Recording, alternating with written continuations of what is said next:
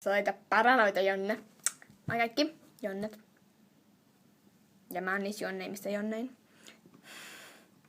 Että tässä videossa minä esitän teille ostokseni tältä päivältä. Mitä oli niin kivasti. Ja tosiaan aloitetaan.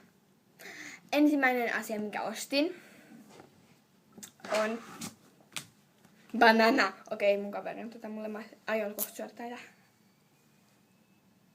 Just tälleen. Ja sitten, no mä en ostanut näitä, mutta siis mun kaveri osti. Antoni mulle. Ja sitten ensimmäinen asia, minkä mä ostin, oli tämmönen hieno sipsipussi. Siinä oli 6 pussia yhdessä pussissa. 6 pussia yhdessä pussissa, just joo. Ja ne on tämmösiä. Ja sitten minulla on myös tämmönen uusi iPhone-kuori. Tämmönen hienokainen. Sori.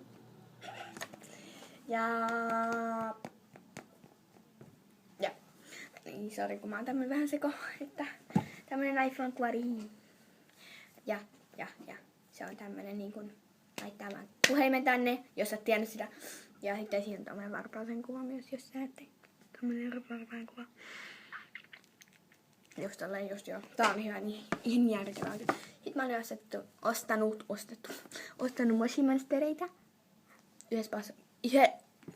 Yhdessä pussissa oli 2 Moshi-monsteria. Nää on tosi sepejä. Tämmöistä on sepempi, mutta tää on silleen aika jonnempi. Tää on jonnempi, tää on sepempi. Joo.